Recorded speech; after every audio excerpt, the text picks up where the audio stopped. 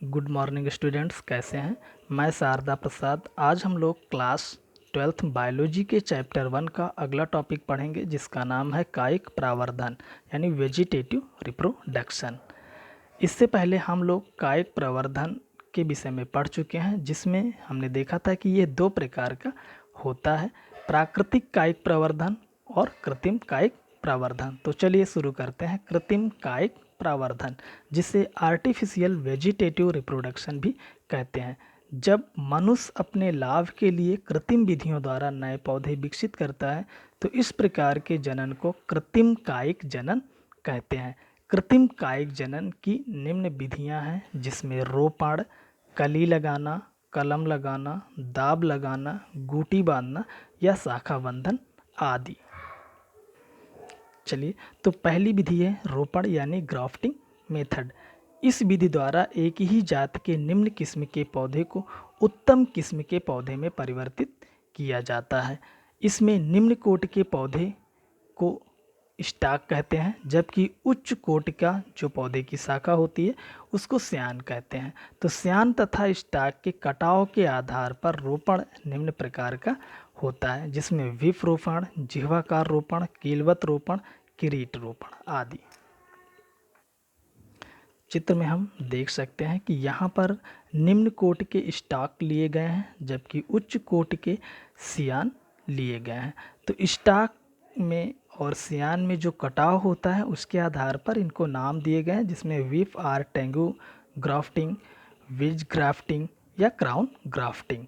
तो यहाँ पर आप देख सकते हैं कि जो स्टॉक होता है उसमें कुछ इस तरह से हम कटिंग करते हैं और उसके ऊपर सियान को सेट कर देते हैं, फिर उसके बाद पॉलीथीन लगाकर किसी धागे से बांध देते हैं।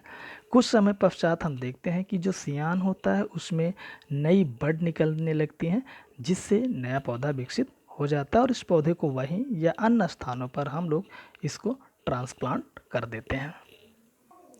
एग्जाम्पल में गुलाब, बोगनवेलिया, सेब, नारंगी आदि में ये विधि अपनाई जाती है। अगला है कलम लगाना यानी कि बडिंग। यह रोपण का ही रूपांतरण है। इसमें भी हम एक निम्न कोटि का स्टॉक लेते हैं, जबकि उच्च कोटि के सियान की कोई कली लेते हैं और उसको हम स्टॉक में रोपित कर देते हैं। कुछ समय पश्चात ठीक उसी तरह जैसे रोपण में प्रक्रिया अपनाई जाती है, ठीक उसी तरह से ये प्रक्रिया अपनाते हैं और उससे एक नई बड़ी निकलती है, जिससे वो नया पौधा विकसित हो जाता है। कलिका रोपण की प्रमुख विधियां हैं, जैसे टी कलिका रोपण, ट्यूब कलिका रोपण। एग्जाम्पल में जैसे नाशपाती, संतरा आदि में यह विधि अपनाई जाती है। अगला है कलम लगाना या कटिंग। इस विधि में जो पुरानी शाखा होती है लगभग 25 से 30 सेंटीमीटर उसको काट कर लगभग 10 सेंटीमीटर लंबाई की शाखा को ज़मीन में दबा देते हैं और उसमें नमी बनाए रखते हैं। कुछ समय पश्चात हम देखते हैं कि जो हिस्सा बाहर है वहाँ नई बड निकलती है यानी नई कलिकाएँ निकलती हैं और फिर हम उस पौधे को कहीं बाहर रोपित कर देते हैं।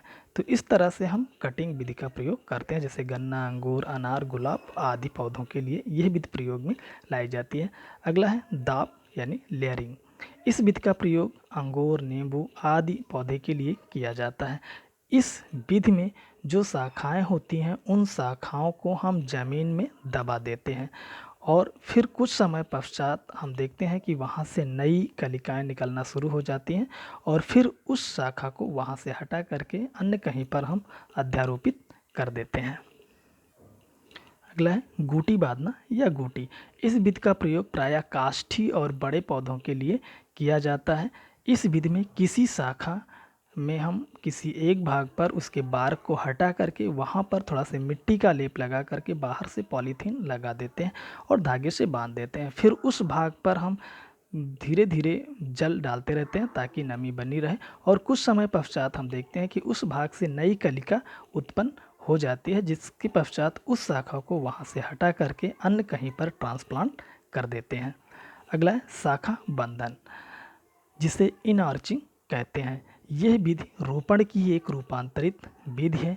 इस विधि में भी निम्न किस्म और उच्च किस्म के दो अलग अलग पौधे लेते हैं, जिसको हम उनकी शाखा को एक दूसरे से बांध करके एक नए पौधे को विकसित करते हैं। जैसे आम, अमरूद, लीची आदि में इस विधि का प्रयोग किया जाता है।